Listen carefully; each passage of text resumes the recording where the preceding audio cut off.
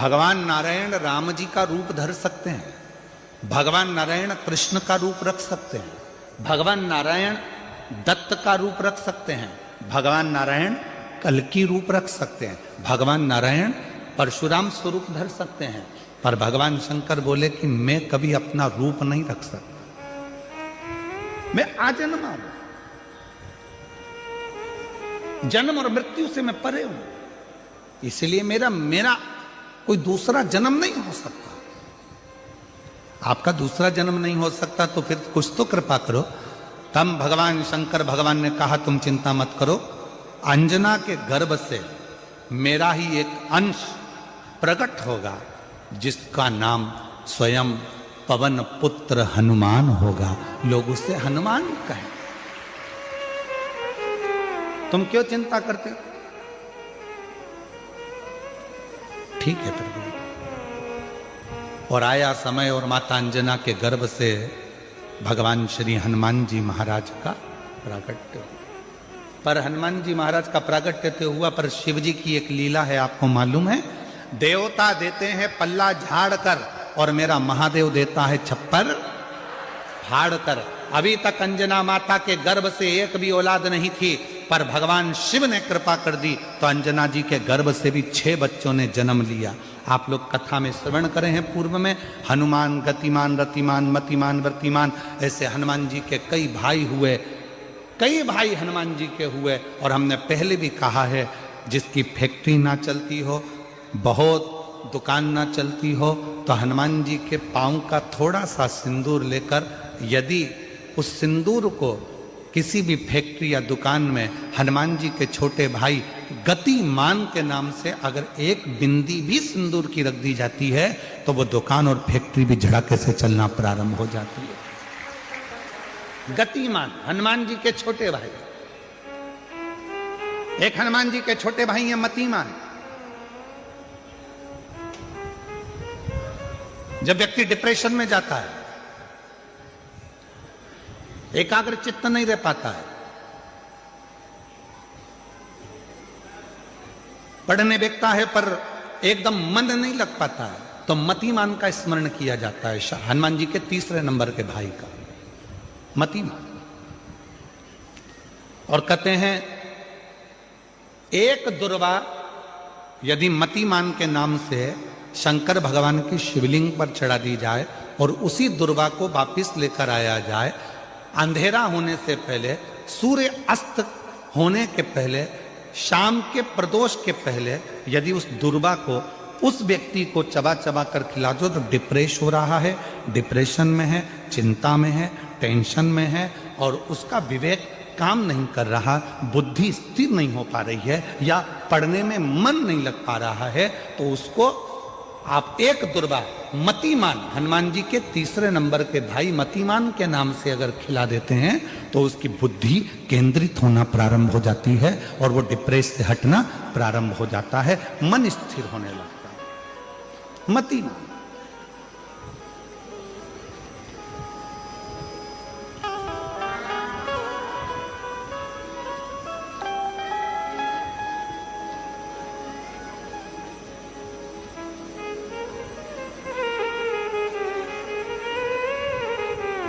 और एक नाम आता है व्रतिमान। इसका प्रैक्टिकल तुम अभी यहीं से कर लेना, ठीक है? चलते चलते मालूम पड़े तुम्हारी पार्किंग यहां से आधा किलोमीटर दूर है, ठीक है?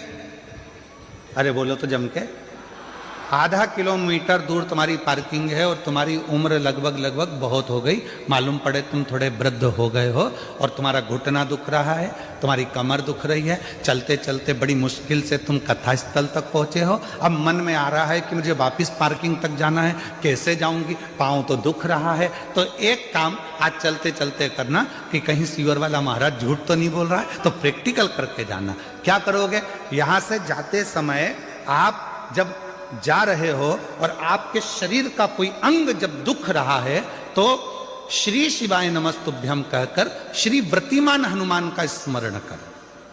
किसका स्मरण करना है? जम के बोलो, व्रतिमान हनुमान। व्रतिमान हनुमान का स्मरण करके कहीं पर भी बैठकर अपने पांव की छोटी वाली जो उंगली है उसको जम के दबाना और दबाने के बाद चल देना।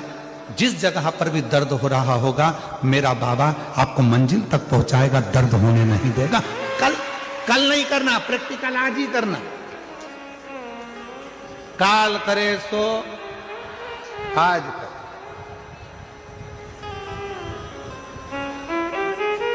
व्रतिमान आज करेंगे गुरुजी, 3 महीने में फर्क दिखेगा। तुम तो आज की आज का बताओ ना कि आज की आज में फल कैसे मिले। तुम तो बिल्कुल तैयारी में बैठो। जाते जाते व्रतिमान हनुमान भगवान श्री शिवाय नमस्तुभ्यम का स्मरण कर कर एक ऊर्जा के साथ, ताजगी के साथ चलते जाओ। शिव थोड़ा बहुत नहीं देते, मेरे भगवान देते हैं चप्पल फाड़ कर।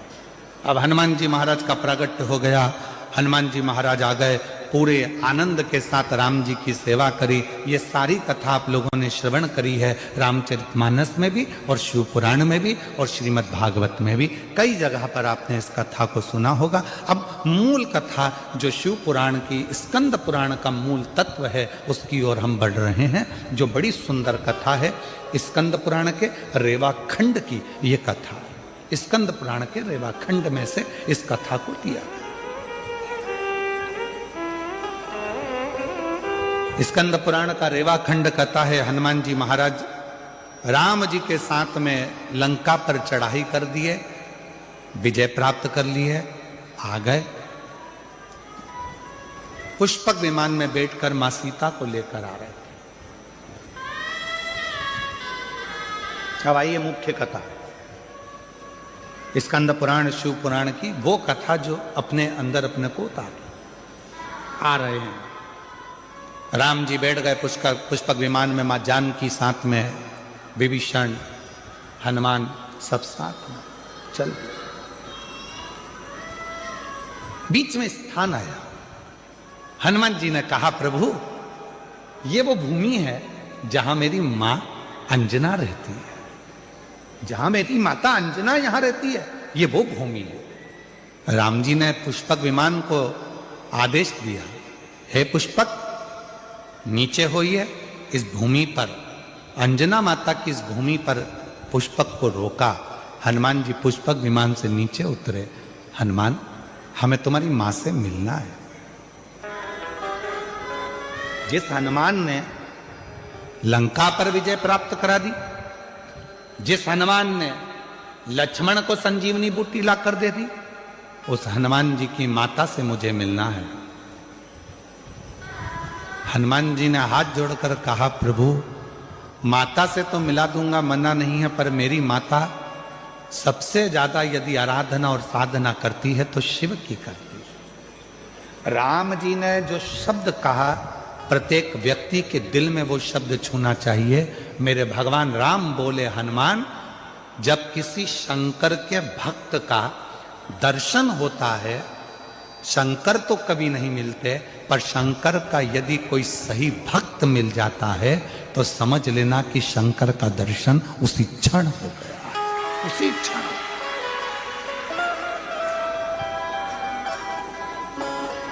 उसी क्षण शिव का दर्शन उसी पल हो गया, शंकर भगवान का दर्शन उसी पल हो गया। यदि कोई शंकर भगवान के भक्त का दर्शन कर लेता है, शिव भक्त का दर्शन कर लेता है, तो समझ लो कि शंकर भगवान का भक्त का दर्शन, शिव का दर्शन। आप कौन है? क्यों लोग कहते हैं कि शिव महापुराण के कथा के पंडाल में जाकर बैठो और आपकी मनोकामना पूर्ण हो जाती है, कथा के पंडाल में जाकर बैठो शिव पुराण के और आपका मनवांछित फल प्राप्त हो जाता है। आखिर शिव महापुराण के कथा के पंडाल में ऐसा होता क्या है? उसका एक कारण है, इतने सारे शिव भक्त जिनको किसी ने गाड़ी नहीं भेजी, जिनको किसी ने टिकट का पैसा नहीं दिया, जिनको किसी ने बहुत सारे अच्छी जगह नहीं दी गई कि तुम यहां आराम से बैठना, यहां आराम से खाना, आराम से रहना, ऐसा नहीं।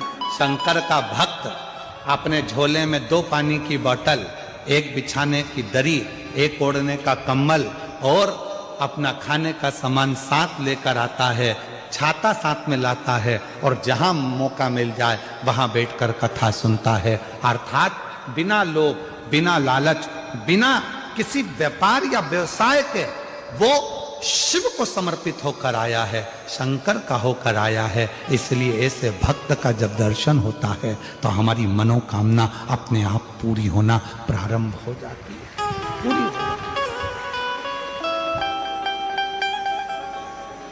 शिव कथा कर रही है। हनुमान जी ने कहा ये मेरी माता अंजना का गांव है और माता अंजना यहां रहती हैं, पर वो शिव की परम बात। राम जी ने कहा हनुमान, जब किसी शंकर भगवान के भक्त का दर्शन होता है, शिव भक्त का जब कभी दर्शन होता है और वो शिव भक्त अपनी दृष्टि से हमको देख लेता है तो निश्चित है हमारे आधे से ज्यादा दुख उसी पल खत्म हो जाते हैं, समाप्त हो जाते हैं उसी क्षण।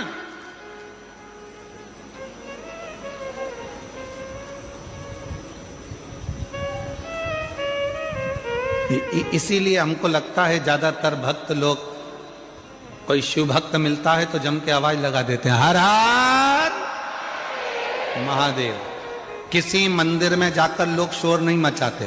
द्वारकाधीश के मंदिर में जाओ कोई शोर मचाता नहीं मिलेगा, जगन्नाथ जी के मंदिर में जाओ कोई शोर मचाता नहीं मिलेगा। जितने भी भारत की भूमि पर स्वामी नारायण आदि मंदिर हैं वहां दर्शन करने के लिए जाओ कोई शोर मचाता नहीं मिलेगा। जितने भी बड़े बड़े मंदिर हैं किसी मंदिर में कोई शोर मचाता नहीं मिलेगा। पर कभी भी कोई 12 ज्योतिर्लिंग में या शंकर जी का मंदिर आपके नजदीक में है वहां दर्शन करने जाओ तो लोग शोर मचाते जरूर मिलेंगे। कोई पीछे से खड़े होकर चिल्ला रहा, कोई जम के चिल्ला रहा हारा हारा, कोई कहीं से आवाज लगा रहा बम बम बोले। जहां मर्जी पड़ती है लोग वहां से आवाज लगाना चालू कर देते हैं, शोर मचाते हैं, चिल्लाते हैं।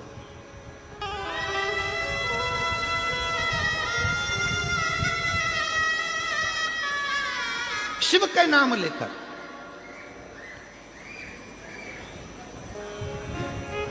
आप में से कई लोगों ने श्रीमद् भागवत कथा सुनी होगी, आप में से कई लोगों ने राम कथा सुनी होगी, आप में से कई लोगों ने विष्णु पुराण सुनी होगी, आप में से कई लोगों ने देवी भागवत सुनी होगी। ना जाने कितने कितने पुराण शास्त्र आपने सुने होंगे। सारे पुराण और शास्त्र उठाकर देखिए, एक भी पुराण शास्त्र ये नहीं कहेगा कि किसी भी असुर ने, राक्षस ने शंकर भगवान को युद्ध के लिए ललकारा।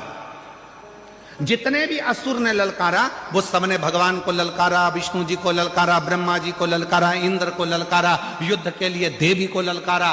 पर किसी भी असुर ने, किसी भी राक्षस ने, किसी भी असुर ने, किसी भी दानव ने भगवान शंकर को युद्ध के लिए नहीं ललकारा। क्यों नहीं ललकारा?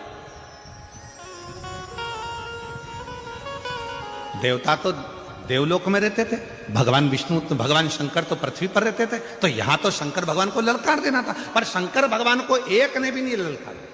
शिव जी को कोई ललकारता ही नहीं था युद्ध के लिए, कि कोई नहीं कहता था आओ शंकर भगवान मुझे तुमसे युद्ध लड़ना है। देव राक्षसों ने कहा, असुरों ने कहा हे नारायण आओ मुझे तुमसे युद्ध लड़ना है। ब्रह्मा जी मुझे तुमसे युद्ध लड़ना है, इंद्र मुझे तुमसे युद्ध लड़ना है, हे शक्ति मुझे तुमसे युद्ध लड़ना है। सारे देवी देवताओं को असुरों ने ललकारा, पर शंकर भगवान को एक भी असुर नहीं ललकारता था। कारण क्या था? उसका एक कारण था कि जितने देवता थे, 33 कोटि देवता, जितने देवता थे शंकर भगवान के पास में, जैसे तुम्हारे घर में 15 सदस्य हैं या 5 सदस्य हैं या 6 सदस्य हैं, 9 सदस्य हैं, 10 सदस्य हैं, तुम्हारे घर में जितने सदस्य हैं, प्रत्येक सदस्य के पास में जैसे 33 कोटि देवता हैं और 33 कोटि देवता में एक देवता के पास में जितना बल है, एक देवता के पास में जितनी सेना है, स्कंद पुराण कहती है, लिंग पुराण कहती है, शिव पुराण कहती है कि 33 कोटि देवता और 33 कोटि देवताओं से अंदाजा लगाना कि एक देवता की गिनती में अगर हम लेते हैं तो ऐसे मिलाकर 33 कोटि देवता होते हैं और 33 कोटि देवता के 33 कोटि गण शिव जी के पास हैं। अब तुम घर जाके जरा अंदाजा लगाना कि कितने हो गए। मतलब शंकर भगवान के पास में 33 कोटि अगर देवता हैं तो 33 कोटि देवता के 33 कोटि कोटि गण हैं शिव जी के पास। शास्त्र कहता है शंकर भगवान के गण जब जम के चिल्लाते थे, एक साथ जब आवाज लगाते थे और जो चिल्लाकर दौड़ते थे, तो जितने भी असुर हैं उनकी धर्म पत्नियां जो गर्भ से होती थीं उनका गर्भ गिर जाता था और असुरों के कान में से रक्त बहना प्रारंभ हो जाता था। युद्ध की तो जरूरत ही नहीं पड़ती थी, गणों के चिल्लाने से ही असुर मर जाते थे, प्राण छूट जाते थे चिल्लाने से।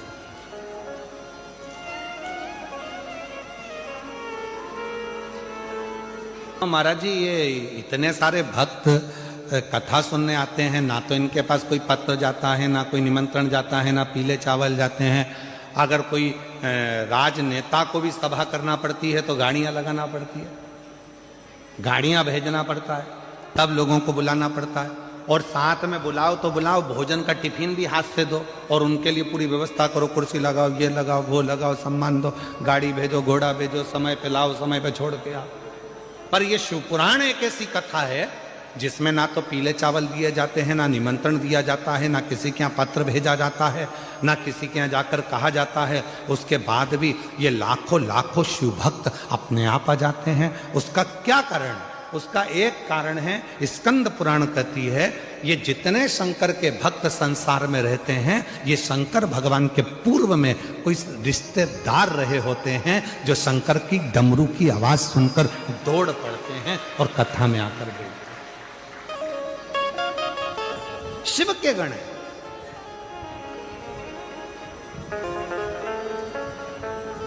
इसलिए महादेव नमन चरणों में स्वीकार कीजिए, सबका किया है मेरा भी उद्धार कीजिए, उद्धार कीजिए। हे त्रिकुंडधारी, हे त्रिशूलधारी, हे त्रिपुंडधारी, हे त्रिशूलधारी। चरणों में तेरे बाबा जी पावन है चारों धाम, तेरी देव करते वंदना पूजे सीताराम। चरणों में तेरे बाबा जी पावन है चारों धाम, तेरी देव करते वंदना पूजे सीताराम। हो जाए पूरी कामना, हो जाए पूरी कामना, उपकार कीजिए, सबका किया है मेरा उद्धार कीजिए, उद्धार कीजिए। हे त्रिपुंडधारी, हे त्रिशूलधारी, हे त्रिपुंडधारी, हे त्रिशूलधारी। आप जरा विचार करिएगा,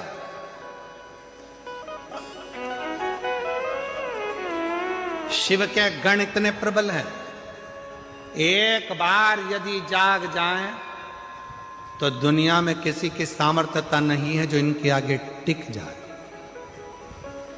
ये कथा संत, साधु, महात्मा, प्रवचन क्या कर रहे हैं? आपको जगाने का काम ही तो कर रहे हैं। ये जगाने का ही तो काम कर रहे हैं।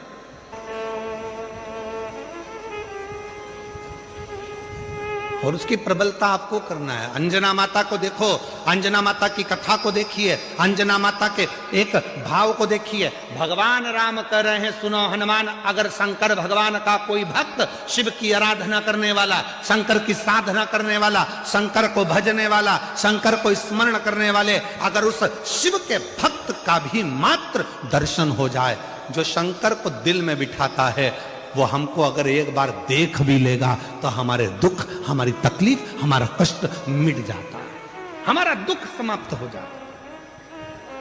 अब इसमें ना जाने कितने शंकर के भक्त आए होंगे। अंजना माता का राम जी कह रहे हैं, मात्र मुझे दर्शन हो जाएगा और वो अपनी दृष्टि से मुझे देख लेंगी, उतने में भी मेरा आनंद हो जाए। चलो हनुमान, चलो, मुझे अंजना माता का दर्शन करना। जैसे ही सामने अंजना माता दिखी, राम जी ने झुककर प्रणाम किया, नमन किया।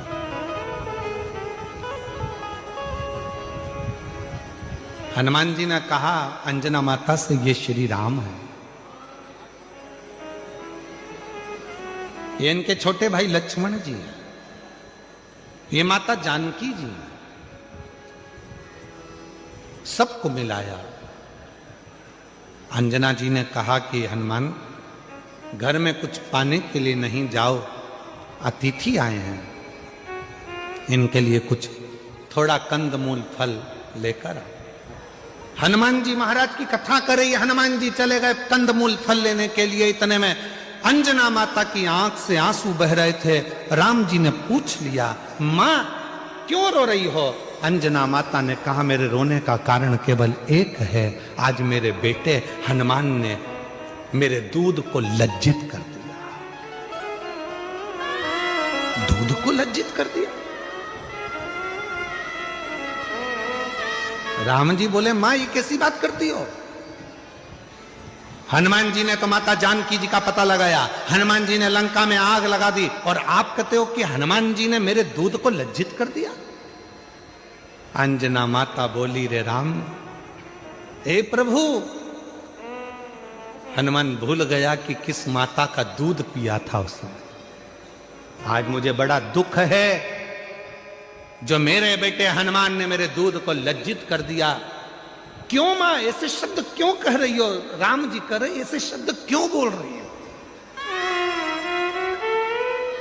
क्या बात है?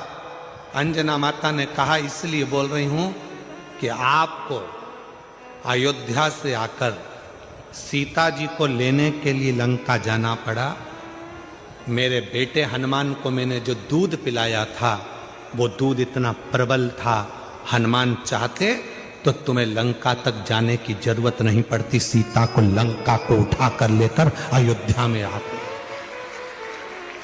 आज मुझे दुख है कि मेरा दूत आज लज्जित हो गया। हनुमान जी महाराज को लंका तो गए पर सीता को लेकर नहीं आए। आज दुख इस बात का है कि राम जी को लंका पर चढ़ाई करना पड़ी, उस रावण से युद्ध लड़ना पड़ा, उस मेघनाथ से युद्ध लड़ना पड़ा, उस कुंभकर्ण से युद्ध लड़ना पड़ा, इसलिए आज मेरा दूध लज्जित हो रहा है। हनुमान को तो जाना था, पूरी लंका को उठाकर लाकर अयोध्या में रख देना था, तो मैं गौरवान्वित होती, तो मुझ में गौरव होता। राम जी, आप नहीं जान पाएंगे कि इस माता ने जो दूध पिलाया है वो साधारण नहीं है। इस माता ने जो दूध पिलाया है वो साधारण नहीं है। छत्रपति वीर शिवाजी महाराज का एक प्रसंग याद आता है। एक किले से दूसरे किले पर जीजाबाई माता देख रही थी। छत्रपति वीर शिवाजी की माता जीजाबाई ने सामने देख रही थी। और उस सामने के किले पर भगवा नहीं था, दूसरों का ध्वज लगा हुआ था। तब माता जीजाबाई जब देख रही थी तो उन्होंने शिवाजी से बुलाकर कहा, शिवा, ये सामने के किले पर मेरा भगवा लहरा नहीं रहा। शिवा कहते हैं, मां, उनके पास सेना ज्यादा है, हम आक्रमण नहीं कर पा रहे। जीजाबाई ने कहा कि कल तक सूर्य अस्त होने से पहले भगवा लहराना चाहिए उस किले के ऊपर। मां, सेना नहीं है इतनी हमारे पास, में आप कर रही हो कि भगवा लहराना चाहिए। जीजाबाई ने कहा, छत्रपति वीर शिवाजी से वो किला सेना से नहीं मिलता, वो किला सीने में जब शिव बैठता है और शिवा जागता है तो भगवा आराम से लहरा सकता है। सीने में भगवा है और सीने में शिव है तो वो सेना भले ना हो, शिवाजी जाए और भगवा लहरा कर आए। छत्रपति वीर शिवाजी ने जितनी सेना थी उसी का साथ पकड़कर जो किले पर चढ़ाई करी और मां जीजाबाई के सामने उस किले पर भगवा लहरा गया। ये वीरता होना चाहिए, ये वीर।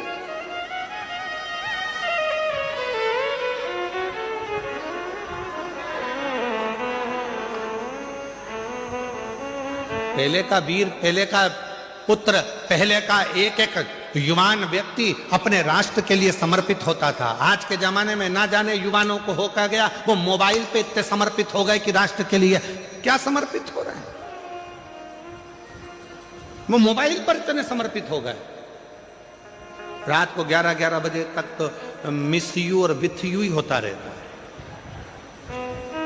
एक शब्द और होता है, वो मैं लिख नहीं रहा हूं और ना बोल रहा हूं। कहां गया?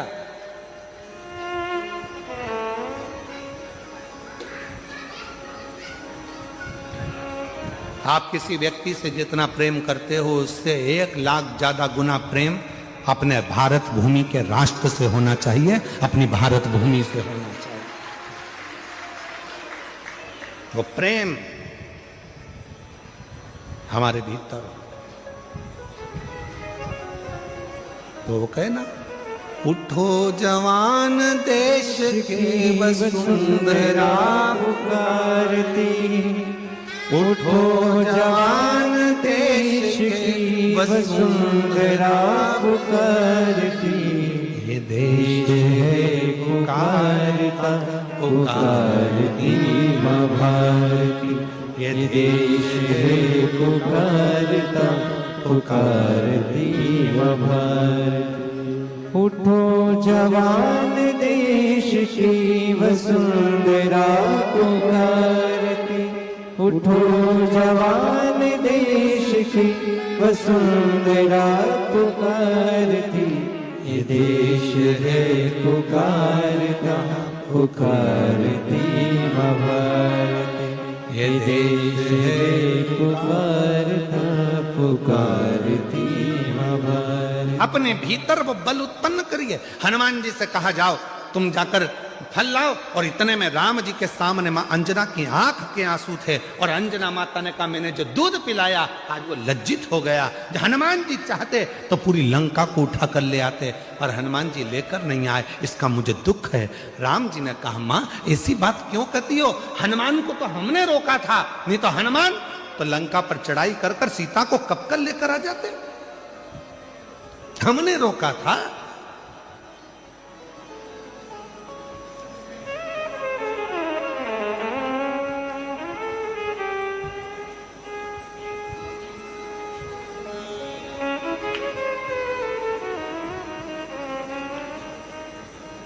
और महाराज, माता अंजना देवी ने जैसे ही कहा कि हनुमान जी ने आपको लंका तक भेजा, हनुमान को तो चाहिए था कि पूरी लंका को उठाकर अयोध्या लेकर आ। राम जी ने हाथ जोड़कर कहा, मां आप ऐसा ना कहिए, हनुमान तो ले आते सीता जी को, आपके दूध को लज्जित नहीं करा, पर हमने मना किया।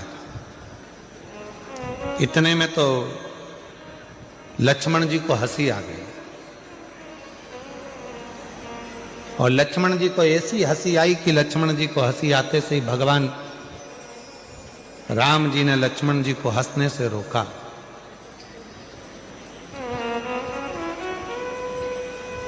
अंजना जी को ठीक नहीं लगा। जब बड़े बात कर रहे हों और उसमें अगर कोई बीच में यह उपहास करे तो ये श्रेष्ठता कहां है?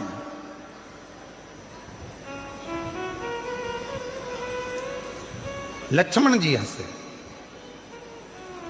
इतने में लक्ष्मण जी ने कहा माता अंजना जी के से, देखो प्रभु भैया राम, माता तो अपने दूध का और अपने पुत्र का कितना गुणगान कर रही हैं और अपने आप का कितना गुणगान कर रही हैं।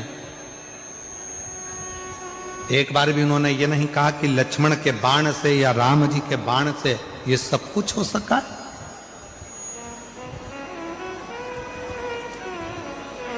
सब कुछ नहीं कहा।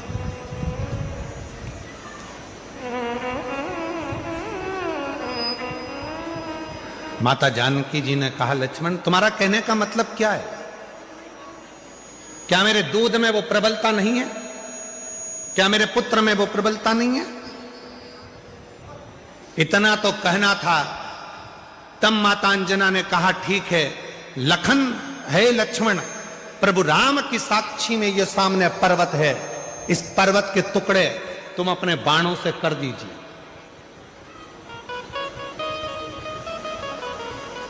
अंजना माता ने कहा लक्ष्मण शिव की आराधना करी है और शिव की साधना करी है और शिव जैसे पुत्र को जन्म दिया है इस अंजना ने।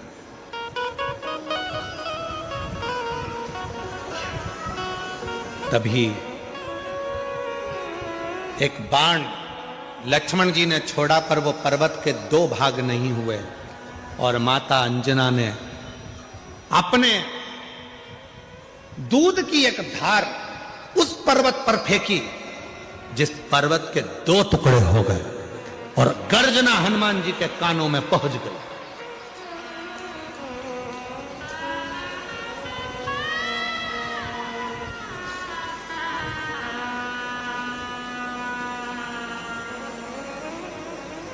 हनुमान जी के कानों में जैसी गर्जना गई, गर्जना जाते ही दौड़कर हनुमान जी महाराज आए। ना जाने ऐसी आवाज कहां से आई है, मेरे राम जी पर कोई उपद्रव तो नहीं हो गया, कोई बात तो नहीं हो गया। हनुमान जी महाराज भाग कर आए और हनुमान जी ने जो भाग कर आए और आते से जो देखा तो पर्वत के दो टुकड़े थे जिसमें से दूध की धार बह रही थी। पूछा हनुमान जी ने, मां ये क्या हो गया? माता ने कहा, लक्ष्मण जी समझ नहीं पाए थे। लक्ष्मण जी ने अंजना माता के चरण पकड़ लिए। मां मैं जान नहीं सका कि एक माता के दूध में वो बल होता है कि अपने बेटे को जब वो दूध का पान कराती है तो बेटा उतना वीर उत्पन्न होता है, प्रबल उत्पन्न होता है, जो दुनिया का सारा कार्य कर सकता है। मां आज मैं लज्जित हूं, आज मैंने आप पर उपहास किया। हनुमान जी महाराज सामने थे, राम जी के मस्तक पर पसीने की बूंद थी, पसीने की बूंद।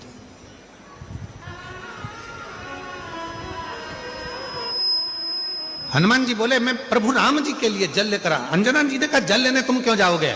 स्वयं मां नर्मदा जी का आह्वान किया माता अंजना ने, और मां नर्मदा जी कल कल करती बहती हुई आती हैं और जो दूध की धार माता अंजना ने दी थी उस नदी से, दूधी नदी से माता अंजना के सम्मुख में नर्मदा मैया का संगम होता है, जहां पर भगवान राम जी ने जल का आचमन किया है। और जो आचमन राम जी ने करा, आज भगवान राम जी ने कह दिया मां ये स्थान अब कहीं नहीं जाएगा। दुनिया के लोग जब मां नर्मदा जी की परिक्रमा करेंगे तो इस दूधी नदी के तट पर नर्मदा का संगम होगा। इस संगम का जो दर्शन करेगा वो अपने जीवन में शिव तत्व को प्राप्त करेगा, ऐसा भगवान राम जी ने वर दे दिया। आज भी जब नर्मदा जी की परिक्रमा करने वाले जाते हैं और वन क्षेत्र में भ्रमण करते करते दूधी नदी के पास में पहुंचते हैं तो वहां नर्मदा और दूधी नदी का संगम हुआ है, जहां शिव की आराधना लोग करते हैं और शंकर की भक्ति को प्राप्त करते हैं। शिव भक्ति ये कोई साधारण संवाद नहीं है। शिव महापुराण की कथा कथी है, भगवान शंकर का पवित्र चरित्र कथा है। जीवन में जिसने अपने शिव तत्व को प्राप्त करा, जैसे एक बार ब्रह्मा जी के मन में संशय उत्पन्न हो गया। ब्रह्मा जी को लगा कि सब सृष्टि मैंने निर्माण करी है, सारी सृष्टि मैंने बनाई है, सब कुछ मेरा बनाया हुआ है, इसमें किसी का कुछ नहीं है। तब उनके संशय को मिटाने के लिए भगवान शंकर शिवलिंग के रूप में प्रकट हो जाते। ऐसे कई लोग हैं जिनके मन में संशय रहता है, क्या शिव पुराण कथा सुनेंगे, पंडाल में बैठेंगे, भगवान शंकर का श्री शिवाय नमस्तुभ्यम बोलेंगे, मंत्र का जाप करेंगे, क्या शंकर भगवान कृपा करेंगे? क्यों नहीं करेंगे? क्यों नहीं करेंगे? देवादिदेव महादेव ऐसे हैं, भगवान शंकर वो गढ़दानी, त्रिकालदर्शी, कैलाशी, अविनाशी शिव ऐसे हैं जो विश्व कल्याण की कामना करते हैं। जहर मैं पी रहा हूं, क्यों?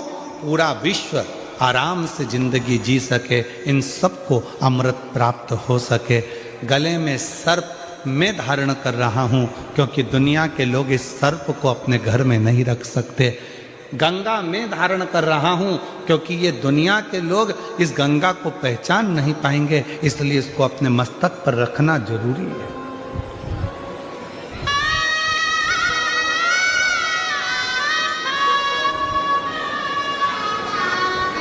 अपने शीश पर रखना बहुत जरूरी है।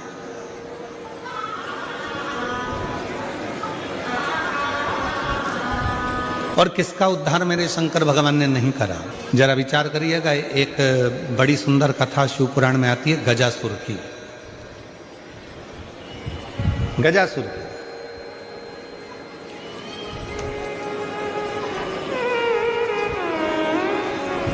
गज का मुख है, मनुष्य का शरीर असुरों वाला है।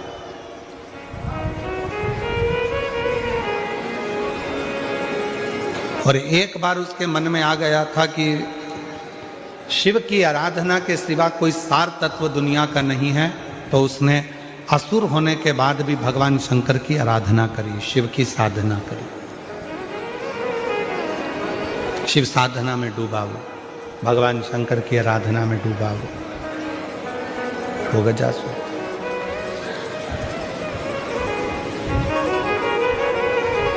अब इतनी भगवान देवादिदेव महादेव की आराधना में गजासुर हो गया, इतनी आराधना में डूब गया, साधना में डूब गया कि भगवान शिव को प्रकट होना पड़ा।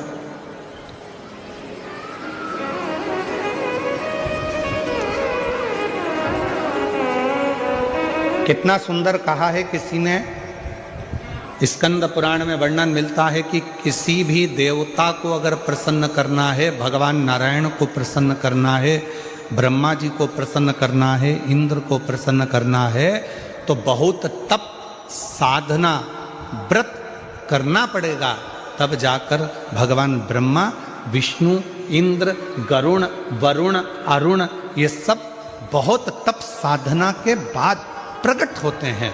पर शंकर भगवान को यदि प्रसन्न करना है और उनको प्रकट करना है तो बहुत व्रत तप साधना की जरूरत नहीं पड़ती। केवल एक लोटा जल शिव के मंदिर में लेकर जाना प्रारंभ कर दो, शिव प्रकट हो जाते हैं और प्रसन्न हो। शिव प्रकट भी होते हैं, प्रसन्न भी होते हैं। इसलिए सारी समस्या का हल एक लोटा जल। बोल बम का नारा है, श्री शिवाय नमः। शिव को पाना सब कुछ हो सकता है, बस तुम्हारा विश्वास, तुम्हारी श्रद्धा, तुम्हारी भक्ति और तो उस भक्ति का बल तुम्हारे भीतर बढ़ाना पड़ेगा।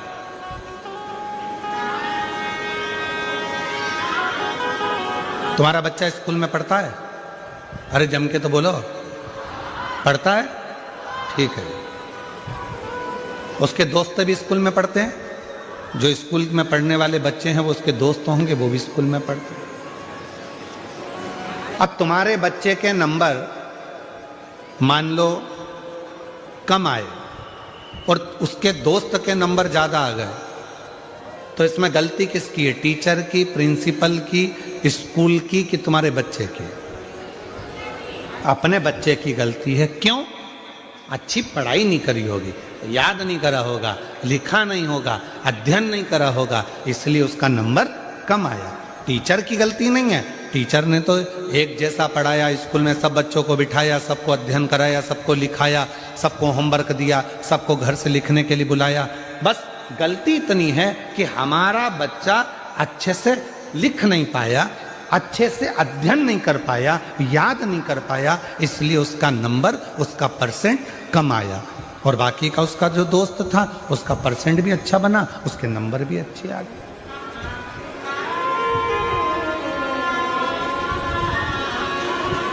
अब टीचर को तो आप दोष नहीं दे सकते,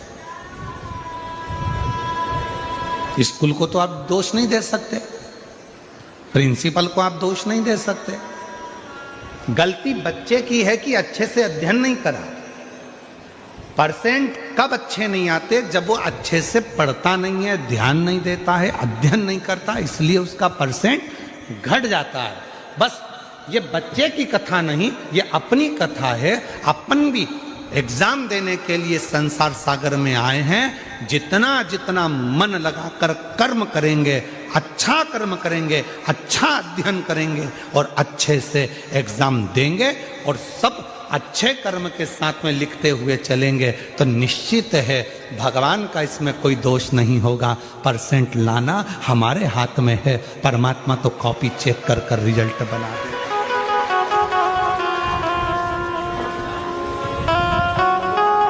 परमात्मा तो कॉपी चेक करेगा, रिजल्ट बना देगा, उसमें दोष वक्त से नहीं चल रहा, उसमें दोष उस टीचर का या प्रिंसिपल का नहीं है। आप आए नहीं और सुबह हो गई, मेरी पूजा की थाली धरी की धरी रहे। आप आए नहीं और सुबह हो गई, मेरी पूजा की थाली धरी रही। ये आवाज यहाँ बड़ा रिटर्न में लग रहा। आप आए नहीं और सुबह हो गई, मेरी पूजा की थाली धरी गई। आप आते नहीं, अपराध बताते नहीं। आप आए नहीं, अपराध बताते नहीं। मेरी प्रार्थना में कौन सी कमी है? आप आते नहीं और सुबह हो गई, मेरी पूजा की थाली धरी। ऐसी कौन सी प्रार्थना में कमी रह गई है जो परमात्मा आप आते नहीं हो? कमी किस में? हम में। भगवान में कमी नहीं है, भगवान तो तुरंत तैयार बैठा है। देखिए 33 कोटि देवता में केवल एक देव अधिदेव महादेव ऐसे हैं जिनके दरवाजे पर नंदी बैठा हुआ। बोलो बोलो, सही है कि गलत है? मतलब और माँ जगत जननी दुर्गा भवानी का जब भी दर्शन करोगे तो माँ शक्ति जगत जननी दुर्गा भवानी काय पर बैठी है? बोलो बोलो, जम के बोलो। शेर पर। गणेश जी के पास में कौन बैठा है? चूहा। कार्तिकेय के पास कौन बैठा है? मोर। मतलब शिव जी का पूरा परिवार एकदम तैयारी में बैठा है, एकदम तैयारी में। बाकी के अन्य सबको निकाल कर देखिए, अपने अपने वाहन किसी के करीब में नहीं होंगे, पर शंकर भगवान के पूरे परिवार का वाहन उनके पास में है। क्यों है? क्योंकि शंकर जी से एक बार पूछा पार्वती ने कि आप नंदी को अपने पास में रखते हो, मैं शेर को अपने पास रखती हूँ, गणेश जी चूहे को अपने पास रखते हैं, कार्तिकेय मोर को अपने पास रखते हैं, इनको अपने करीब में रात दिन रखना अच्छी बात है क्या? शंकर भगवान बोले कि ये संसार में रहने वाला प्रत्येक मनुष्य मेरी औलाद है, संतान है, इसको कब दुख आ जाए इस समय पर ये मुझे पुकारेगा तो मुझे दौड़ कर जाना पड़ेगा, नंदी पर चढ़ कर जाना पड़ेगा। और सुनो पार्वती, तुम जगत की माँ हो, तुम जगत जननी हो, तुम जगदम्बा हो, तुम अम्बा हो, और तुम्हें अगर तुम्हारा बेटा बुलाएगा तो तुम्हें दौड़कर जाना पड़ेगा, दौड़कर जाना पड़ेगा। वो हमारे शैलेंद्र भाई एक बहुत अच्छा भजन गाते हैं महाराज, उनके एक लाइन का स्मरण महाराज।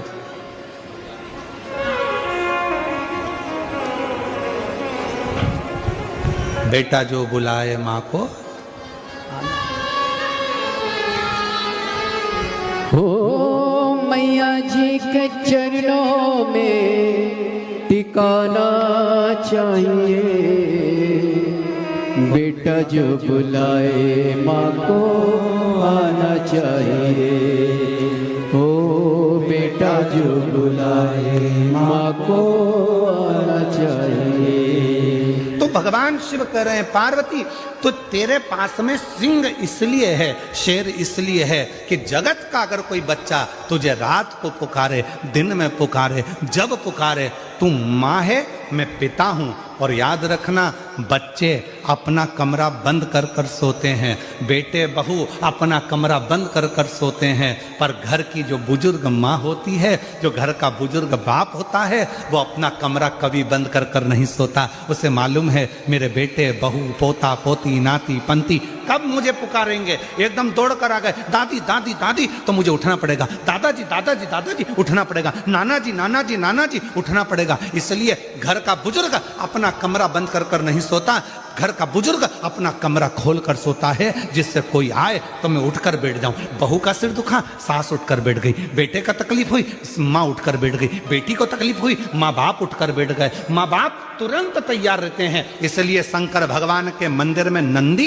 एकदम सामने तैयार बैठा है, और नंदी भी दोनों पांव टेक कर नहीं बैठा, नंदी ने एक पांव अपना तैयार कर कर रखा है कि कब भक्त पुकारेगा शिव जी बैठ जाएंगे और मुझे दौड़ कर जाना पड़ेगा और उसका दुख मिटाना पड़ेगा।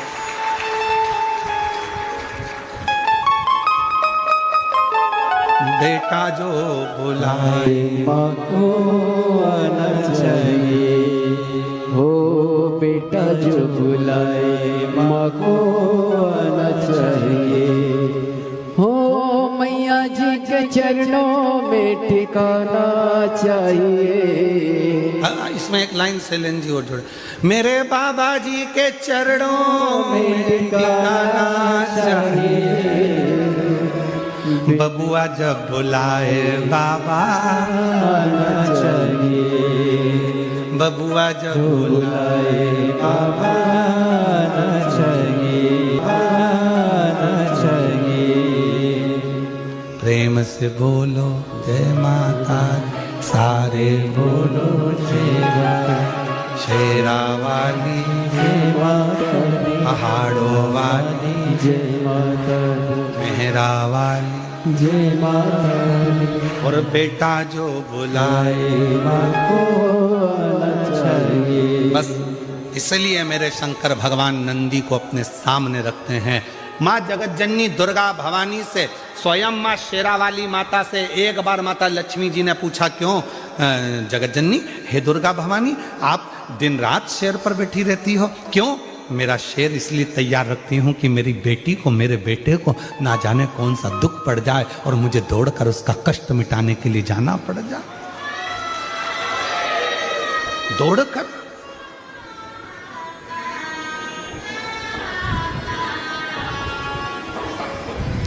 आप सब गुजरात में रहते हो, सूरत नगर में कथा चल रही है, आपसे एक प्रश्न करना था, अगर उत्तर देंगे आप तो स्वीकार करेंगे। गुजरात का सबसे प्रसिद्ध नृत्य है गरबा, बोलो सही है? दुनिया में प्रसिद्धि है इस नृत्य की, गरबे की। हमें एक बात पूछना था कि गरबा चौकोर क्यों नहीं होता? गरबा हमेशा गोल ही क्यों होता है? हमें प्रश्न करना था कि गरबा लंबा क्यों नहीं होता, गरबा आड़ा टेढ़ा क्यों नहीं होता, गरबा 6 षडक्रति का क्यों नहीं होता।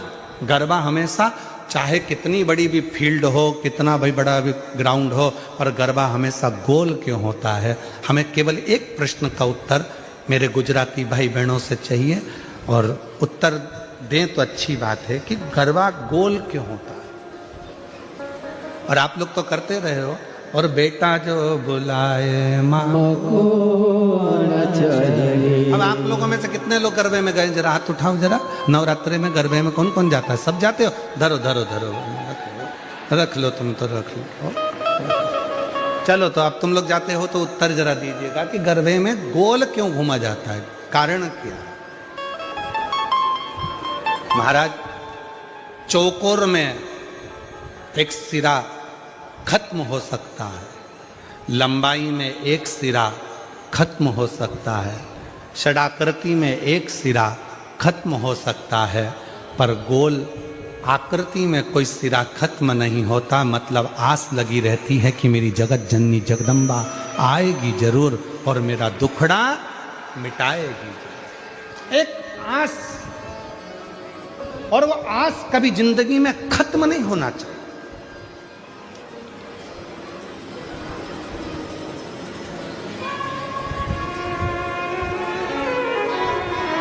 भीड़ में 2 चीजें मिलती है, वो आपको भी मालूम है।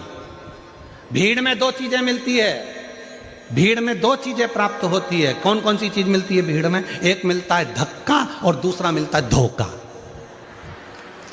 बोलो बोलो, सही है कि गलत है? भीड़ में, छोटू भाई, भीड़ में 2 चीजें मिलती है, एक मिलता है धक्का और दूसरा मिलता है धोखा। निगाह हटी और दुर्घटना घटी। अभी थोड़ी देर के लिए पल्लू नीचे आया था और भीड़ में धक्का लगा और धोखा। छोटू भाई, मिश्रा जी कहाँ बैठा? हाँ मिश्रा जी, ध्यान देना जरा, बहुत अच्छी बात है, कथा के तत्व पर ध्यान दीजिएगा। भीड़ में 2 चीजें मिलती है, एक मिलता है धक्का और दूसरा मिलता है धोखा। पर याद रखना, दुनिया की भीड़ में धक्का भी मिलेगा और धोखा भी मिलेगा, पर जब धर्म की भीड़ होती है तो उसमें धक्का मिल सकता है पर धोखा कभी नहीं मिल सकता। उसमें शिव तत्व प्रदान जरूर करता, प्रदान कर।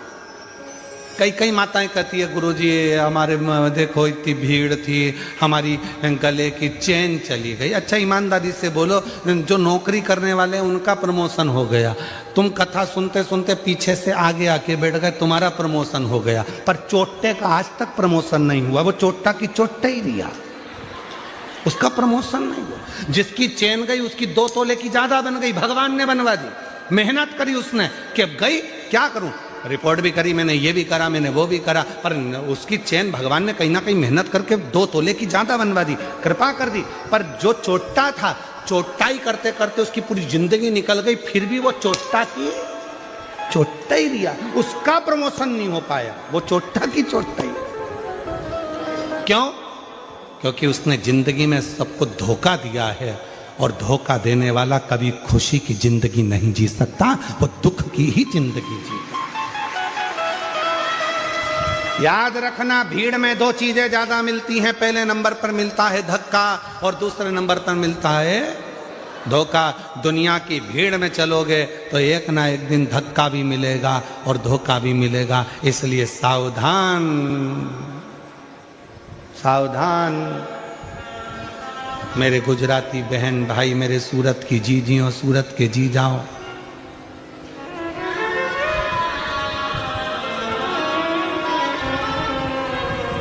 सावधान।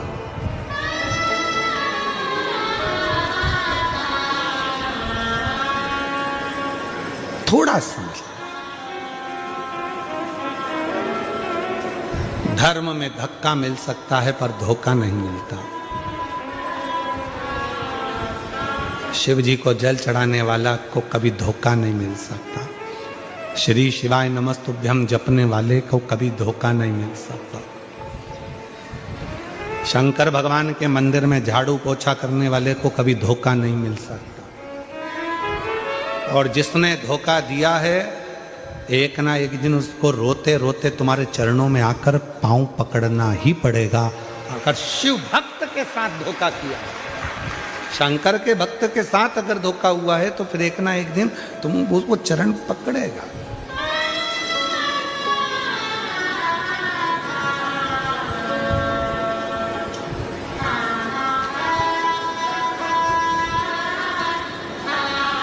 इसलिए जो सूरत के निवासी हैं, गुजरात के वासी हैं, वो अपनी मस्ती में जिंदगी जीते हैं। अब हमने देखा है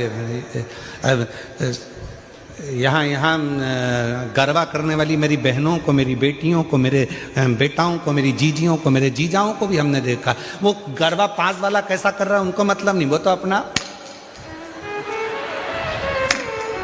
वो अपनी मस्ती में जीते हैं। और दुनिया में बहुत लोचे होते हैं और सूरत वाले तो लोचा ही खा जाते हैं। यहाँ एक खाने का आइटम भी है, क्या बोलते हैं, लोचा है। और दुनिया में लोचा शब्द दूसरा है, लड़ाई झगड़ा करना। अच्छे लोचे में फंसाया। अब तो सोचो जरा गुजरात वाले कितने भारी होंगे। यहाँ लोचे को निपटा जाते हैं। आजा, यहाँ कोई लोचा वोचा यहाँ फालतू का चलता नहीं, यहाँ तो अपन निपटू के बैठा।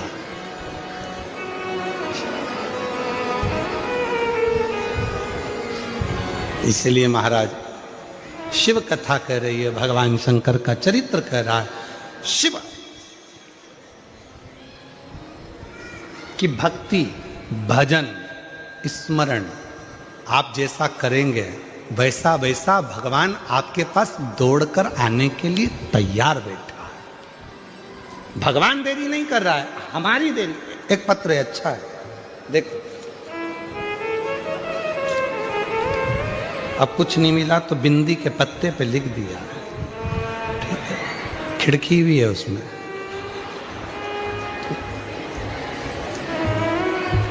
अच्छा है वो तो बिंदी नहीं भेजी, नहीं तो कह देती भैया भाभी को दे देना। हमारी तरफ से संक्रांति चल रही है तो वो संक्रांति में वो मकर संक्रांति के दिन वो 14 आइटम बंटते हैं ना, तो उसमें वो लिख के भेज देती 14 बिंदी है, हमारी भाभी को दे देना, मकर संक्रांति का गिफ्ट। अब उन्होंने पत्र में लिखा,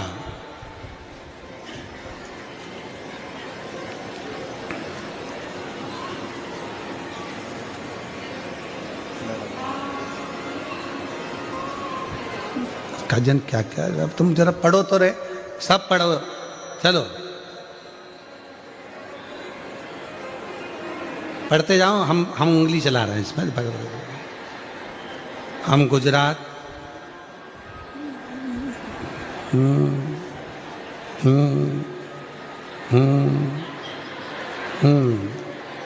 ठीक है। एक समझ में आ गया, गीता बेन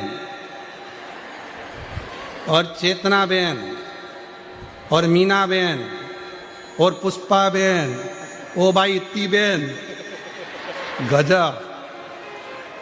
मेरा मोबाइल नंबर ये है, 4 बेन नंबर 1। मैं अगली साल सूरत कथा में आई थी। हाँ, हम सब ने हमारे बच्चों की शादी के लिए जो कथा सूरत में हुई थी वहां पर प्रणाम कर कर बाबा से विनती करी थी। हम सब ने अपने बच्चों की शादी के लिए, मतलब ये चारों बहनों ने अपने अपने बच्चों की शादी के लिए प्रार्थना करी थी। और गुरुजी, आज हम बाबा को धन्यवाद देने के लिए आए हैं कि हमारी सारी बहनों के छोरा छोरी की शादी हो गई, सबकी हो गई। इसीलिए हमने मिलकर एक ही पत्र लिखा। ये पत्र तो नहीं है,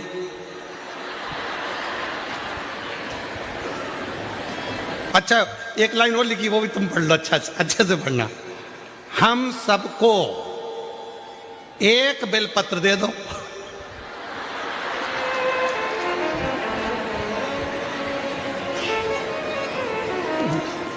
अच्छा आ जाओ, चारों आ जाओ, दूंगा एक ही।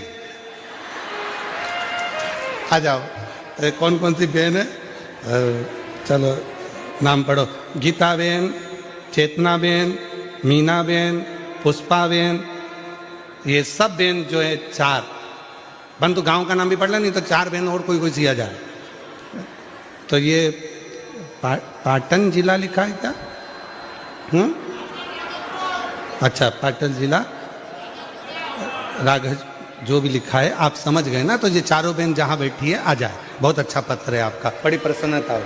शिव कृपा कैसे करते हैं? तो इन बहनों ने पत्र के माध्यम से ये कहा कि हम पिछली कथा में आए थे, बाबा को अपने मन का भाव कहा था और एक साथ ग्रुप बनाकर हमने जो बाबा से विनती करी थी, हमारे बाबा ने वो विनती स्वीकार करी और हमारे बच्चों का विवाह कर दिया। ये स्वीकृति। आप शिव जी के पास जा रहे हो, शंकर भगवान के पास जाकर एक लोटा जल चढ़ा रहे हो, शिव जी से प्रार्थना कर रहे हो, भगवान शंकर से अनुरोध कर रहे हो, शिव जी को जाकर अपने मन का भाव कर रहे हो, तो बाबा उसको स्वीकार कर रहा है, शिव उसको स्वीकार। इसमें टीचर की गलती नहीं है।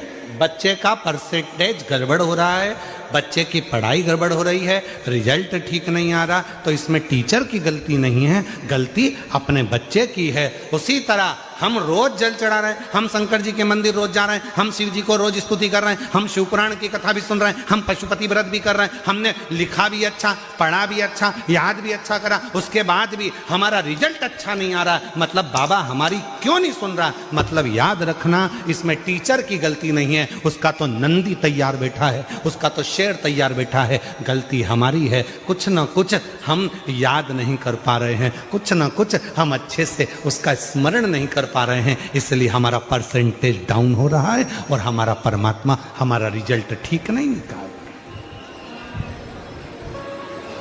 कोई चीज ऐसी रहती है जिसको बच्चे को सिखाना नहीं पड़ता है।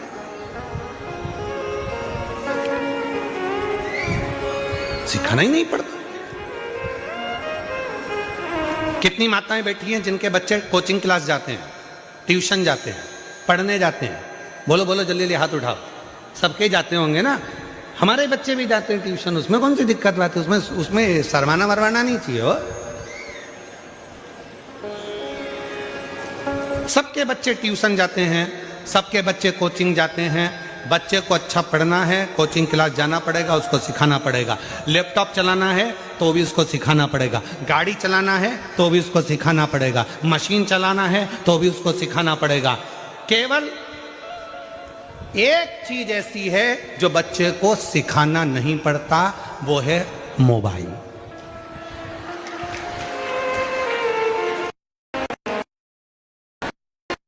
किसी ने पूछा क्यों गुरुजी? बच्चे को लैपटॉप चलाना सिखाना है, कंप्यूटर चलाना सिखाना है, मशीन चलाना सिखाना है, गाड़ी चलाना सिखाना है, बच्चे को अच्छी पढ़ाई सिखाना है, बच्चे को सब कुछ सिखाया जाता है, पर मोबाइल चलाना कोई नहीं सिखाता, तो भी बच्चे सीख जाते हैं। ये कैसे सीख जाते हैं? हमने कहा श्रीमद् भागवत में चरित्र आता है अभिमन्यु की धर्मपत्नी उत्तरा का।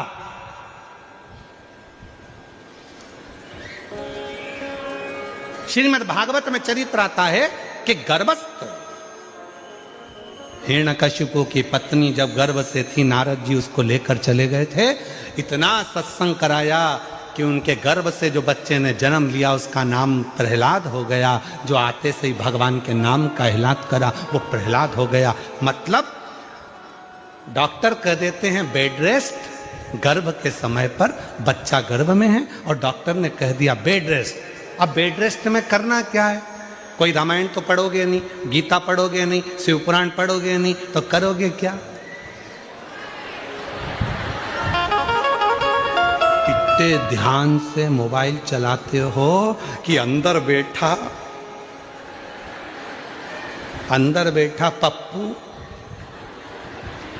वो पूरी ध्यान लगाकर, तुम सोच रहे हो कि मैं देख रही हूं मोबाइल, नहीं, वो अंदर से देख रहा, पूरा ज्ञान ले रहा है मोबाइल का।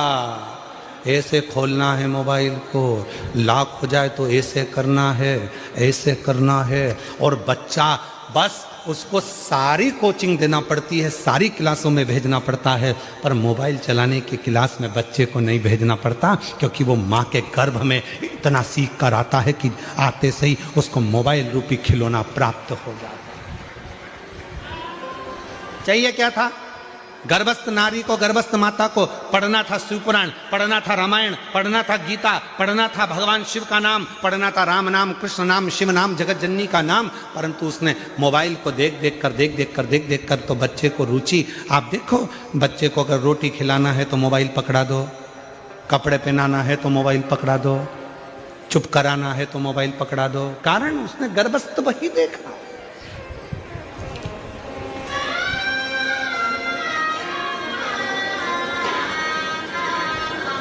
इसलिए मेरी जीजियों, मेरे जीजाओं, मेरी बेटियों, बेटाओं, मेरे बुजुर्ग माँ बाप, हाथ जोड़ निवेदन करूं आप सबसे कि अपने घर की बहुओं का जब जापे का समय हो, गर्भस्थ समय हो, मेरी जीजियों, तुम्हारी सास भले तुमसे ना कहे, तुम्हारा ससुर तुमसे ना कहे, तुम्हारा पति तुमसे ना कहे, फिर भी अगर गर्भ में बच्चा हो तो थोड़ी देर भगवान की अच्छी अच्छी किताबें पढ़ा करो।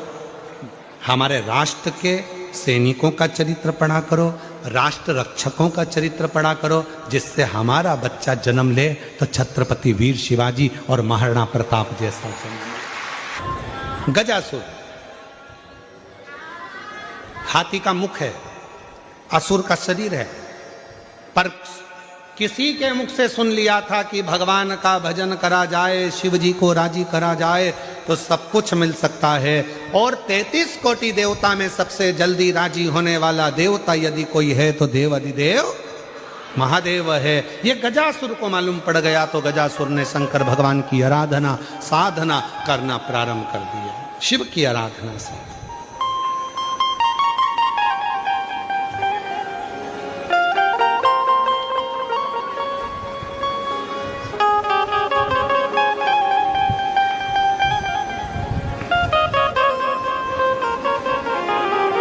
और महादेव नमन चरणों में स्वीकार कीजिए, सबका किया है मेरा भी उद्धार कीजिए, उद्धार कीजिए।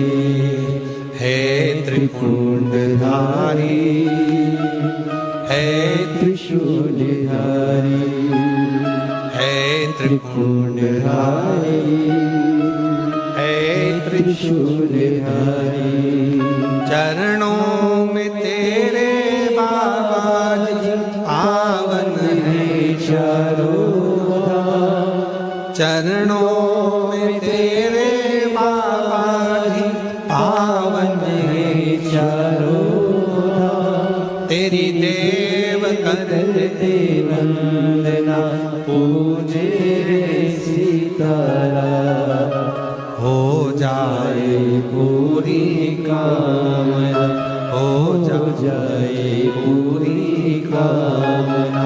उपकार कीजिए, सबका किया है मेरा भी उद्धार कीजिए, उद्धार कीजिए। हे त्रिपुंडधारी, हे त्रिशूलधारी, सब पर कृपा करता है, जिस भावों से जो पुकारता है उस पर करुणा करता है। गजासुर ने तपस्या करना प्रारंभ कर दी। भगवान शिव प्रकट हो गए, मांग ले तुझे क्या चाहिए, क्या दिया जाए तुझको।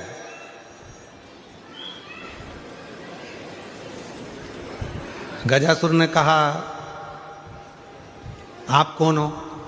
भगवान बोले जिसको तूने पुकारा है मैं वही हूं। शिव जी हाँ, पर मैंने तो सुना था कि आप इतनी जल्दी आते ही नहीं हो। मैंने तो ये सुना था कि आप इतनी जल्दी आते नहीं हो। शंकर भगवान बोले बुलाने वाले में अगर सामर्थ्यता है और वो दिल से अगर मुझे बुलाता है तो आने में मुझे समय नहीं लगता, मैं दौड़ कर चले आता हूं, दौड़ कर। आहूं में असर होगा, घर बैठे बुलाए। अगर कोई बुलाने वाला है, अगर किसी ने मन बना लिया कि मुझे शंकर को पाना है, शिव से यह कार्य सफल कराना है, शंकर भगवान मेरा यह कार्य सफल करेंगे, मतलब मुझे जाना पड़ेगा, अगर उसका विश्वास पक्का है तो। राजा भोज के चारों तरफ से सेना ने तैयारी कर कर राजा भोज के नगर को घेर लिया।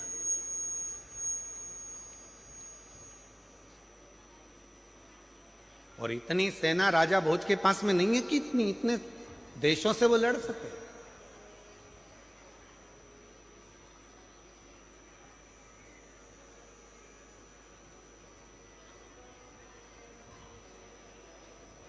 कृपा करिए, संतों ने कहा शिव की आराधना करो। राजा भोज ने रतन, माणिक, मोती, हीरे, पन्ना सब शिव जी को देना प्रारंभ किया, भगवान शंकर को देना। और अभी कथा में कहा मेरे शंकर भगवान को रिझाने के लिए ना धन चाहिए, ना दौलत चाहिए, मेरे शंकर भगवान को रिझाने के लिए ना संपदा की जरूरत है, ना कोई वैभव की जरूरत है। मेरे शिव को रिझाने के लिए केवल एक लोटा जल, वो भी आपके घर का, जो घर में जल हो, जिस भाव का हो, जिस विचार का हो, जिस सोच का हो, जिस भाव का, जिस विचार, जिस जो आप सोच रहे हो, जिस सोच का, जिस विचार का, जिस कामना का, शिव को समर्पित करिए।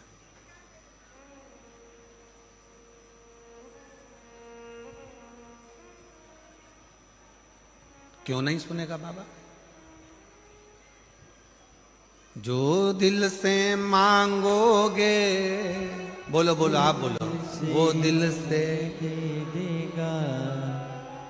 जो दिल से मांगोगे वो दिल से देगा। मेरा भोला भंडारी है, खाली झोली भर देगा। मेरा भोला भंडारी है, खाली झोली भर देगा। राजा भोज ने रतन चढ़ाए, माणिक चढ़ाए, मोती चढ़ाए, हीरे चढ़ाए, रतन आभूषण चढ़ाए, पीतांबर चढ़ाए, अंबर चढ़ाए, सब कुछ चढ़ाया, पर राजा भोज के शिव प्रसन्न नहीं हुए, भगवान शंकर प्रसन्न नहीं हुए। और मेरी जीजियों, मेरे जीजाओं, मेरी बेटियों, बेटाओं, मेरे बुजुर्ग माँ बाप, याद रखना, शंकर भगवान तुम्हारे धन और वैभव से कभी प्रसन्न नहीं हो सकते। शंकर भगवान तुम्हारी सत्ता से, शंकर भगवान तुम्हारी बहुत सारी गाड़ियों से या बंगले से भगवान शंकर प्रसन्न नहीं हो सकते।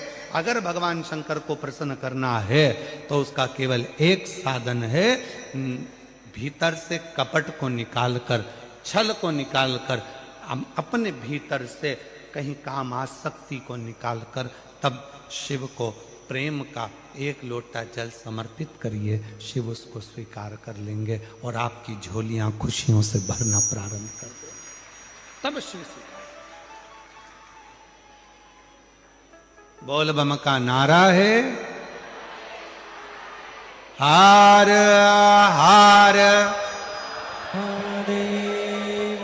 तब शिव स्वीकार करेंगे, नहीं चाहिए उन्हें।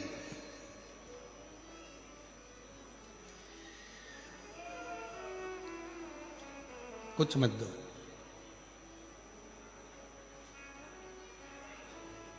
अभी हमने मुंबई की कथा में कहा था कि सूरत में एक मंदिर ऐसा भी है जहां भगवान शंकर को क्या चढ़ता है? अरे जम के तो बोलो, केकड़ा। कौन कौन गए आप लोग दर्शन करने के लिए? गए हो आप लोग? अरे वाह, प्रणाम आपको, नमन। ठीक है। और पूरी कथा सुनाई थी उसकी, शंकर भगवान के उस केकड़े की और शिव की पूरी कथा कही थी कि जब मेरे भगवान प्रतिदिन, मेरे राम जी महाराज रोज का एक पार्थिव लिंग का निर्माण करते हैं, पूजन करते हैं, जब समुद्र के तट पर बैठकर पार्थिव लिंग का निर्माण कर रहे थे, बार बार वो केकड़ा शिव जी के पास में आकर पूजन पर चढ़ रहा था। शंकर भगवान की पूजन में से राम जी उसको हटा रहे थे, फिर आ जाता था, लक्ष्मण जी फिर हटा देते थे, फिर आता था, लक्ष्मण जी फिर हटा देते थे। आखिरी में राम जी मुस्कुरा दिए। आखिरी में भगवान राम के चेहरे पर हंसी आ, प्रसन्नता। और भगवान ने देखा लक्ष्मण ऐसे नहीं मानने वाला, इसको तो शंकर जी का जब विसर्जन होगा तो उसी के साथ इसको पानी में छोड़ दो। जो शंकर जी के विसर्जन में पानी में छोड़ा तो राम जी ने कहा तेरी भक्ति शिव के प्रति है, जा समुद्र के तट पर तू शंकर की आराधना करेगा और शिव तेरी भक्ति से प्रसन्न हो जाएगा। आज सूरत एक ऐसी भूमि है जहां पर शंकर भगवान के शिवलिंग पर केकड़ा आकर बैठ जाता है।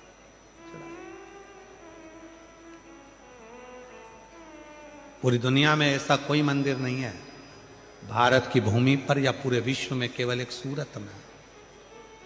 सूरत, अब जरा विचार करो, जो केकड़े को चढ़ाने पर भी केकड़े का उद्धार कर देता है, तो कोई चाहे 2 कौड़ी का हो चाहे करोड़ों का हो, वो सब करोड़पति का भी उद्धार कर देता है, 2 कौड़ी का भी उद्धार, सबका। छोटू भाई, कभी कभी इतने अच्छे अच्छे मंदिरों को देखकर जो उस नगर में रहता ना, उनको देख देख के हमको जलन होती है। काय मिश्रा जी, ठीक है, कभी कभी अंदर से जलन होती। बताओ इतने अच्छे, कहां शंकर का वो स्थान कि केकड़ा भी चढ़े तो उद्धार, पशु पक्षी भी अगर आकर खड़ा हो जाए तो उद्धार। ऐसा शिवलिंग सूरत नगर में, ऐसा शिवलिंग। तो कभी कभी मन में आता है कितनी कृपा सूरत वासियों पर मेरे भोलेनाथ ने कर रखी है कि भगवान शंकर की कृपा आप सब पर बनी हुई है, जो इतने नजदीक में रहकर शिव की इतनी आराधना करते, साधना करते।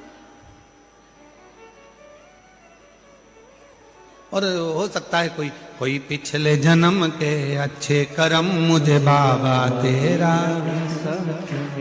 कोई पिछले जन्म के अच्छे कर्म मुझे बाबा तेरा, जहां सारी दुनिया झुकती है, जहां सारी दुनिया झुकती है, मुझे वो आली दरबार मिला, दरबार मिला। कोई पिछले जन्म के अच्छे कर्म मुझे बाबा तेरा साथ मिला। कोई पूर्व का अच्छा कर्म होगा जिसके कारणवश भगवान शंकर ने कृपा करी, शिव जी ने करुणा करी, शिव ने दया करी।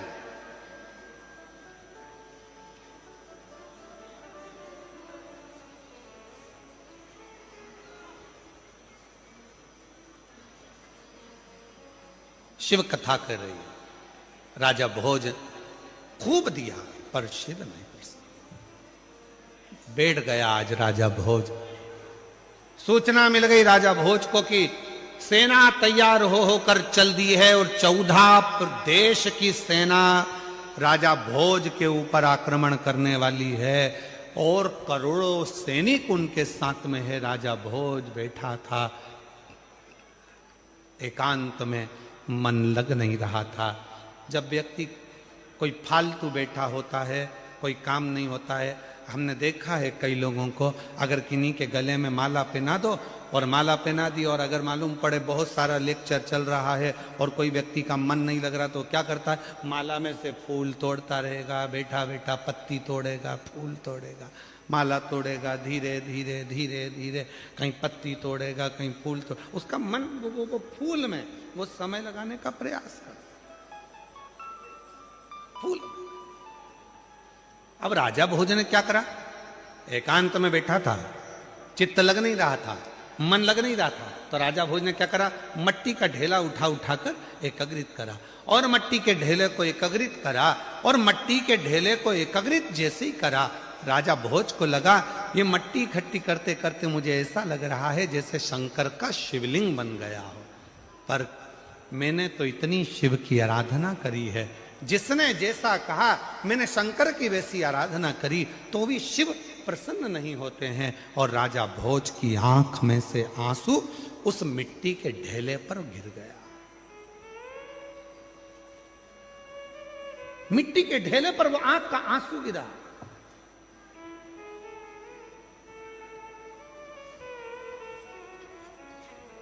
ना जाने शिव जी को जल से इतनी प्रेम क्यों है। मेरे भगवान शंकर को जल तत्व से जितना प्रेम है उतना प्रेम किसी से, इसलिए शायद शंकर भगवान ने अपने मस्तक पर गंगा को रख रखा।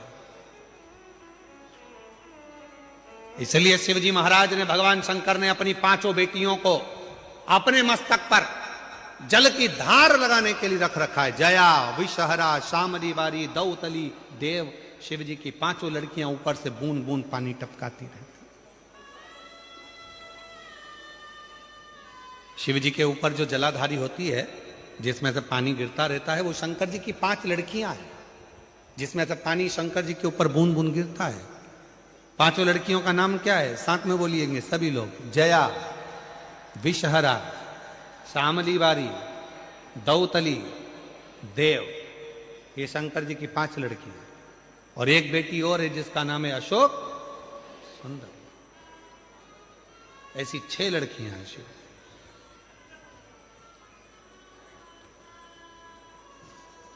जल की इतनी प्रधानता है शिव। अश्रु गिरा, गिरते से ही शंकर भगवान की दृष्टि पड़ गई।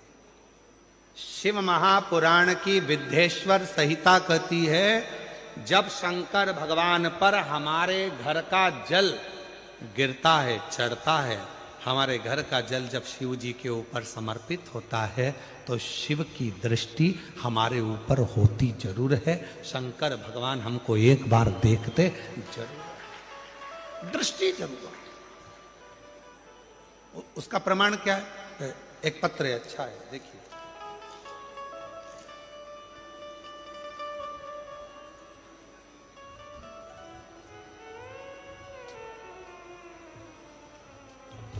गुरुजी, पद्माबेन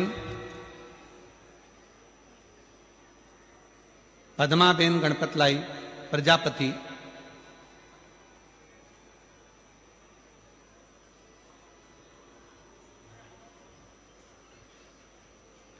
ये बड़ोदरा लिखा है कि मोड़ोदरा लिखा है? है? मोड़ादरा। तुम समझ गए, बस जान दो।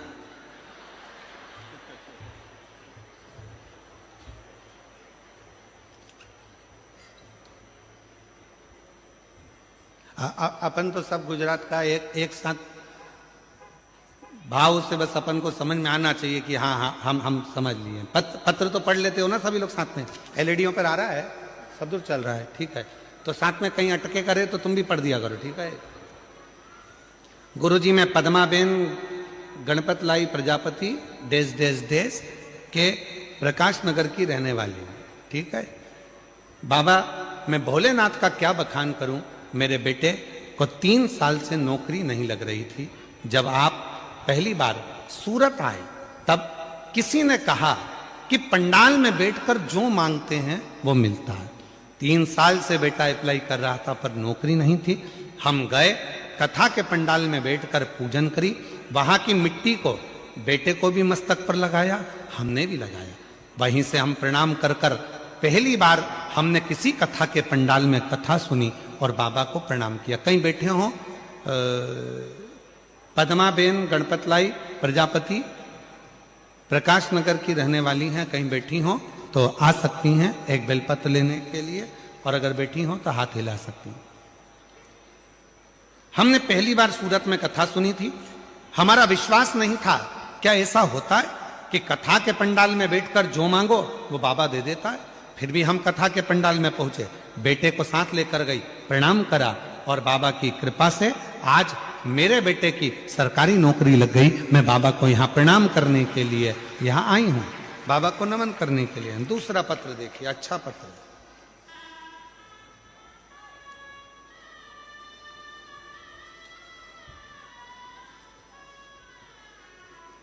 मैं वर्षा जितेंद्र पाटिल, मैं चलथान की रहने वाली हूं। अरे दिखाओ तो क्लोज करके, इसको क्लोज कर दो तो ये लोग पढ़ लेंगे। ठीक है, क्या लिखा है? हाँ, मतलब हम सही बोले? ठीक है, फिर तो आपके वाले हो गए।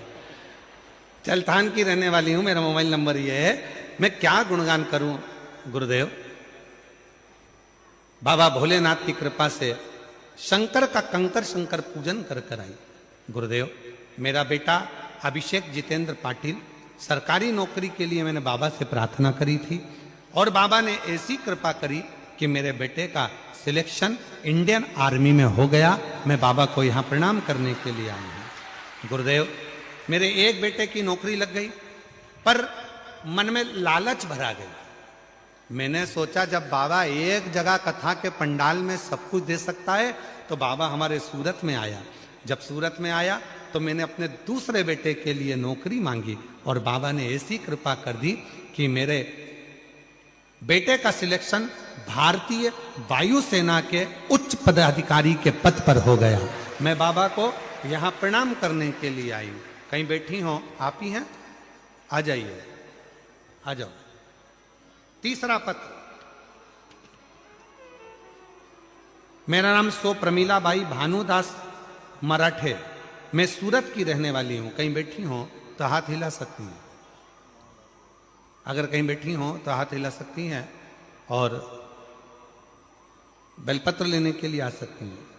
मैं उधना 113 दत्तात्रेय नगर में रहती हूं।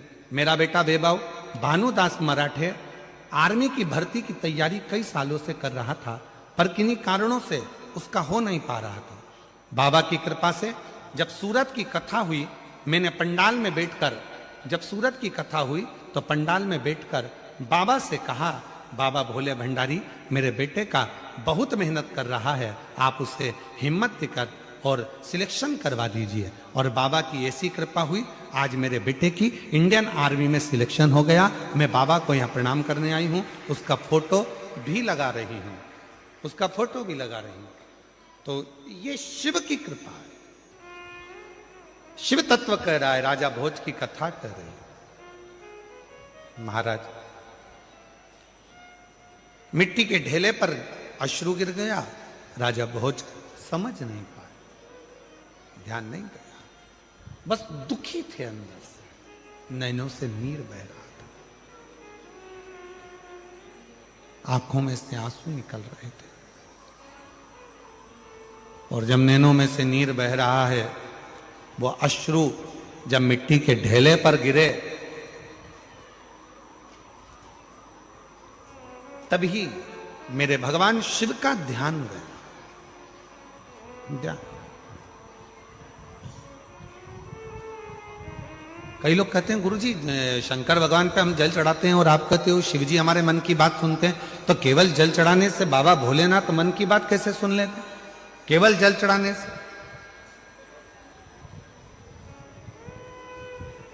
शिव महापुराण की विद्धेश्वर संहिता में वर्णन आता है कि जब हम भगवान शंकर को जल जैसे ही चढ़ाते, जैसे कोई व्यक्ति बेसुध है, उसकी शुद्धता नहीं है, और हमने जैसे ही जल का छींटा दिया, उसकी आंखें खुली और उन्होंने देखा। उसी तरह जब हम अपने घर का जल एक लोटा लेकर जाते हैं और शंकर भगवान को जब समर्पित करते हैं, तो एकदम भगवान शिव का ध्यान हमारी ओर जाता है, और हम कैसे भी जीव हों तो भी भगवान देवाधिदेव महादेव हमारा कल्याण कर देते हैं। कैसे भी। आइए, आ जाओ।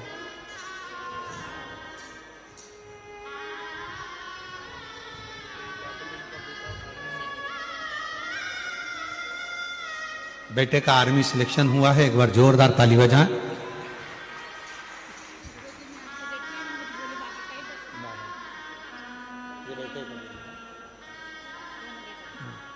एक बेटे का इंडियन आर्मी में, एक का वायुसेना में उच्च पद पर सिलेक्शन हुआ है। एक बार जोरदार ताली बजाकर आप सभी उनका साधुवाद करिए। आइए आते।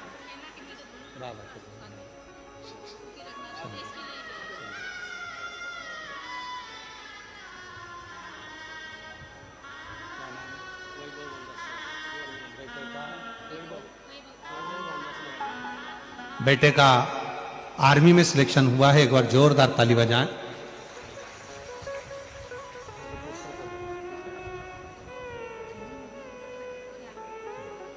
और शंभो शरणे मांगू घड़ी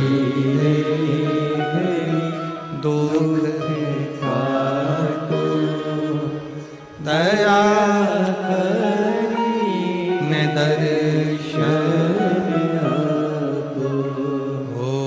शंभु शरणे मांगू घड़ी दुख काटो दया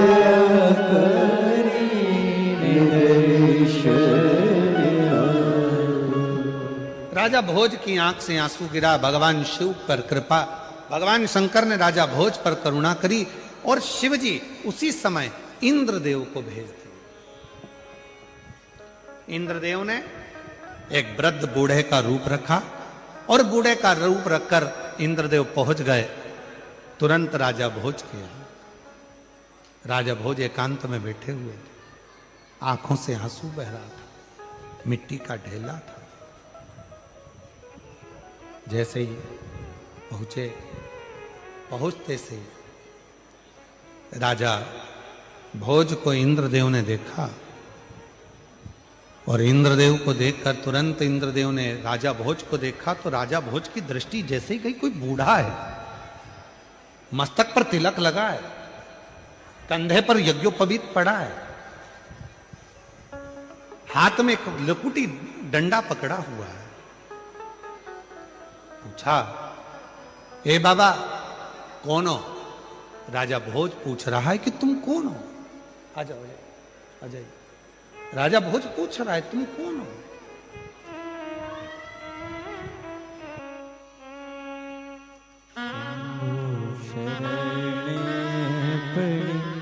मांगो घड़ी रे घड़ी दुख काटो दया